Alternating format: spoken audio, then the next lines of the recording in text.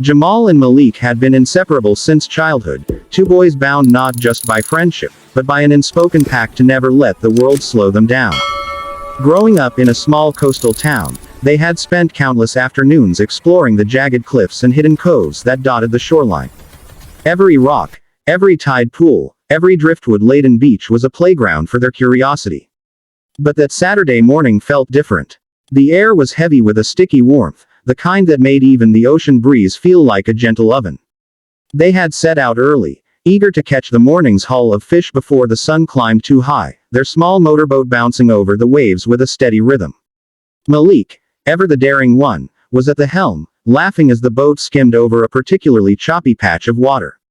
Jamal, sitting at the bow with a fishing net slung over his shoulder, kept an eye on the horizon, scanning for signs of the schools of fish they hoped to find. They had just begun to feel the rhythm of the day when Malik shouted, pointing toward a jagged strip of land jutting out from the main island. At first, Jamal thought it was just another rock formation, but as they drew closer, something unusual caught his eye: a small yacht, tilting precariously against the rocky shore. "Malik, look at that," Jamal said, his voice tinged with concern. The yacht wasn't moving, and its white paint glinted under the bright sun in a way that made it look abandoned, almost surreal against the natural backdrop of the island. Malik squinted, trying to make sense of the scene. "Someone's in trouble," he said finally, his tone low and serious. "We should check it out." The boys steered closer, the waves lapping against the sides of their small boat as they approached the stranded yacht. As they climbed onto the sand, they noticed signs of distress: a dinged-up hull, scuffed paint, and, most alarmingly, a figure slumped near the yacht's cabin entrance. Jamal's heart raced as they drew nearer, and they quickly realized that it was a man, an adult, unconscious, with a faint sheen of blood on his temple. They had seen emergencies in movies, read about rescues in books, but nothing compared to the real-life panic surging in their veins at that moment. Jamal knelt beside the man, checking for signs of life. He could feel the rapid beat of the man's pulse under his fingers, and relief mixed with urgency surged through him. Malik, scanning the immediate surroundings, shouted, "We need to get him off the island. There's no way he can survive here alone." The boys looked around. The island was small but rocky, with no easy path for walking. The sun climbed higher, beating down on them relentlessly. They had to act fast. Malik grabbed a long piece of driftwood, and Jamal found an old tarp tangled in seaweed. Working together, they fashioned a makeshift stretcher. Every movement was careful, precise, they couldn't risk jostling the man too much. Sweat poured down their faces, mixing with the salt of the ocean spray, but they ignored it, focusing only on their task. With a shared grunt, they lifted him and began the arduous trek toward their boat. The terrain was unforgiving. Jagged rocks cut into their feet, and loose sand threatened to trip them at every step. Yet, neither boy faltered. As they neared the edge of the island where their boat bobbed in the shallow water, Jamal couldn't help but glance at the man's face. Even though he was conscious only in small moments, his features were striking. Strong, refined, a face that seemed familiar, though Jamal couldn't place it. Malik noticed the same expression on his friend's face and whispered, "Man, this is huge. We're actually saving someone important." But there was no time for awe. They had to get him into the boat and back to the mainland before the tide shifted or the sun reached its peak. With careful coordination, they lifted the man into the boat, adjusting their positions to balance the weight. Jamal took the front, holding the stretcher steady, while Malik manned the motor. Slowly, they guided the boat into open water, each wave threatening to topple them but somehow, miraculously, never succeeding. The journey back was tense, filled with the rhythmic splashing of the oars and the strained groans of the stretcher, but the boys pressed on, their determination unwavering. Every stroke of the oar brought them closer to safety, closer to the moment when they could finally hand their charge over to those equipped to help him. By the time they reached the small dock near the town's harbor, exhaustion had etched itself into every line of their faces. But there was also a rush of triumph, a quiet elation that made the sweat and effort worth it. They managed to get the man into the waiting hands of the local authorities, who quickly whisked him away for medical attention. Jamal and Malik watched from the edge of the dock, hearts still pounding, as the ambulance disappeared into the distance. In that moment, they didn't yet know who they had rescued, but they did know one thing. they had done something incredible, something that would change the course of their lives forever. The air was thick with the smell of salt and adrenaline, and as they sat on the edge of the dock, catching their breath, Malik nudged Jamal and said, "Dude, we just saved a life." Jamal nodded, a smile creeping across his face despite the fatigue. "Yeah," he said softly. "And somehow, I feel like this is just the beginning." The news of Jamal and Malik's daring rescue spread through their town like wildfire. By the next morning, the boys were no longer just neighborhood kids, they were local heroes.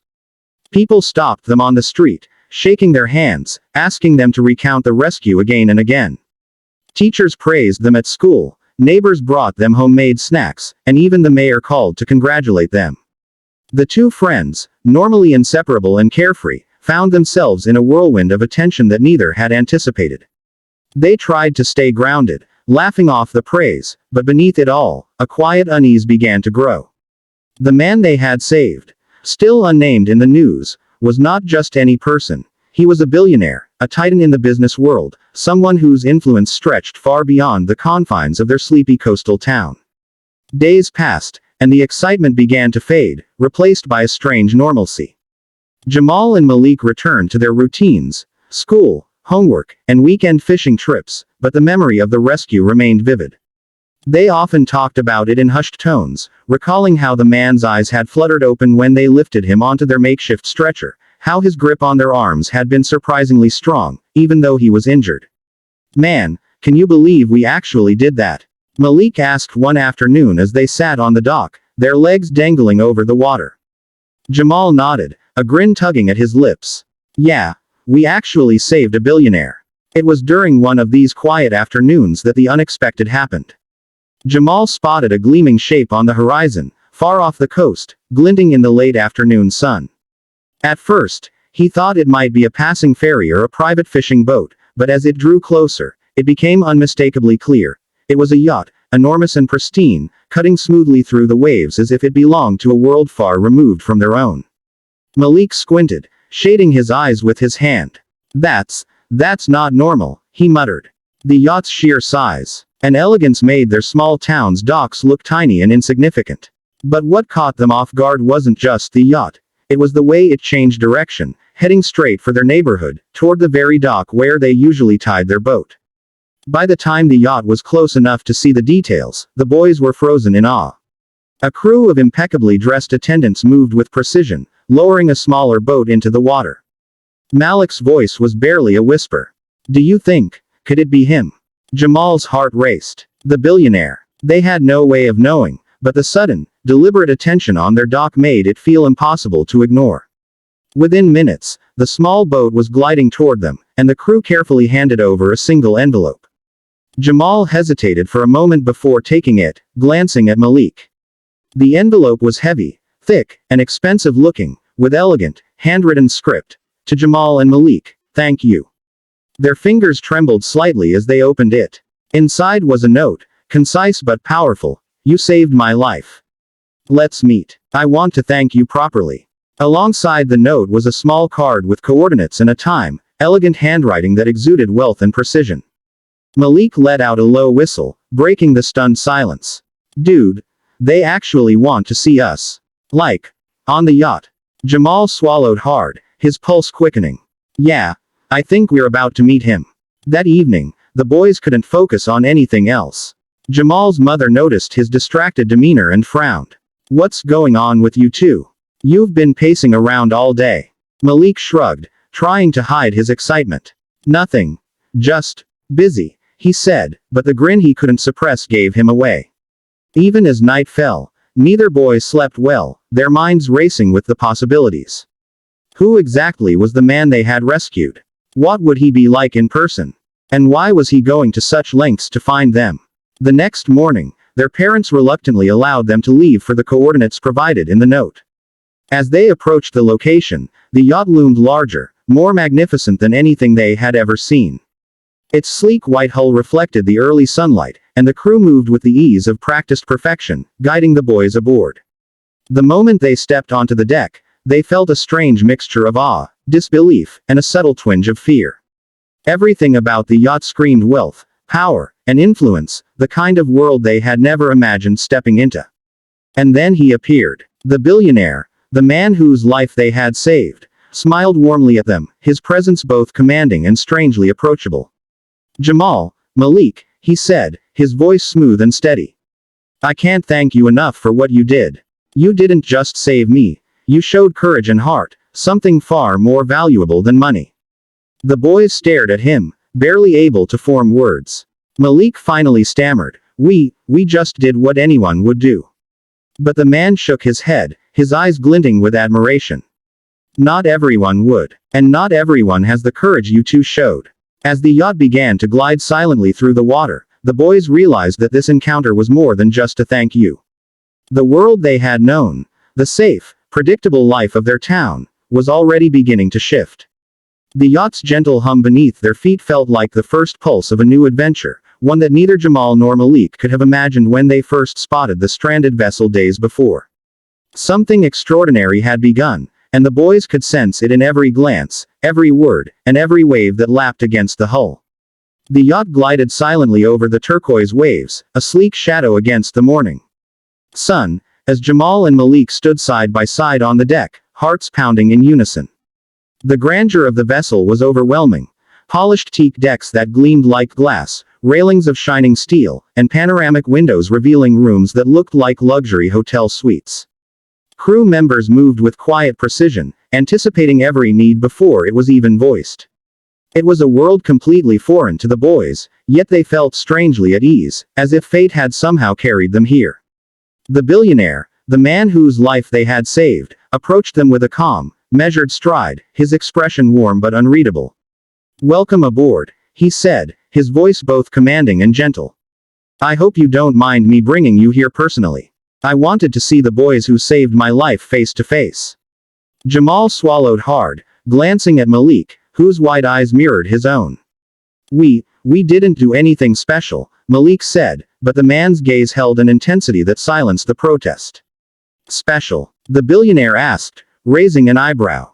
Courage isn't measured by fame or wealth. Courage is measured by action when no one else can, or will. You two acted when most would have hesitated. That is rare, and it deserves more than just thanks. His words hung in the air, resonating with a gravity that neither boy had experienced before. They were led inside the yacht, where sunlight poured through vast windows, reflecting off the polished floors and golden accents. Every detail seemed designed to impress. A lounge with plush leather chairs, walls lined with abstract art, and shelves filled with books on subjects ranging from global finance to deep-sea exploration. Malik's jaw practically dropped, and Jamal's hand instinctively went to his backpack, as if to check that they hadn't stumbled into a dream. The billionaire gestured for them to sit, and a crew member brought drinks, sparkling water in crystal glasses. Now, he began, settling into a chair across from them, I want to make you an offer. The boys exchanged nervous glances, unsure if they had heard correctly. An offer? From a billionaire? Malik whispered, almost to himself, what could he possibly want from us? I want to give you an opportunity, the billionaire continued. One that could change your lives. I see potential in both of you. Brains, bravery, resourcefulness. I can offer mentorship, education, and experiences that few people your age ever dream of. You saved my life, but I think there's a bigger journey waiting for you. Jamal's mind spun. Travel, learning, adventure, this was worlds beyond fishing trips and small-town routines. Yet, a flicker of doubt lingered. Why us? He asked quietly. The billionaire leaned forward, his eyes locking on theirs. Because you made a choice that most adults wouldn't. You faced fear with courage. You didn't hesitate. That tells me you're ready for challenges most people wouldn't even attempt. His words settled over them, a mixture of awe and inspiration. Malik's grin widened, and Jamal felt a spark of excitement he hadn't known he could feel. For the first time, the horizon didn't just mean the edge of their town, it meant limitless possibility. The rest of the day passed in a blur of introductions and briefings. They met crew members who would become guides and mentors, toured the yacht's technology-packed bridge, and even sampled a few of the billionaire's curiosities, a virtual reality simulation of deep-sea exploration, a holographic map of the world showing places few humans had visited. Every step was designed not only to impress but to challenge, to ignite a sense of ambition that had lain dormant in the boys' hearts. As the sun dipped toward the horizon, casting gold and rose hues across the deck, the billionaire pulled Jamal and Malik aside. "I know this might feel overwhelming. And I understand if you're nervous. But I need you to remember one thing. Courage and integrity will guide you further than money or status ever could. Whatever path you choose from here, remember that your actions define you, not where you come from or what you have." His sincerity was palpable, leaving the boys awestruck and inspired. Later, as the yacht cruised through calm waters under the rising stars, Jamal leaned on the railing, Malik beside him. "Can you believe this?" Malik asked softly, almost afraid to shatter the moment. Jamal shook his head, a small smile tugging at his lips. "We rescued a billionaire. And somehow, we're on his yacht. It's unreal." But beneath the disbelief, a thrilling sense of purpose took root. This was more than an adventure. It was a chance to step into a world they had only glimpsed from afar, a world where bravery and heart could truly open doors. As the yacht glided silently through the night, Jamal and Malik understood that their lives had changed forever. The ocean stretched endlessly before them, a reflection of the limitless possibilities awaiting their courage, their choices, and their friendship. They had saved a life, and in return, they had been given a gift far greater than gold or jewels, the chance to define their own destinies. And for the first time, both boys felt certain that the horizon wasn't the limit, it was only the beginning.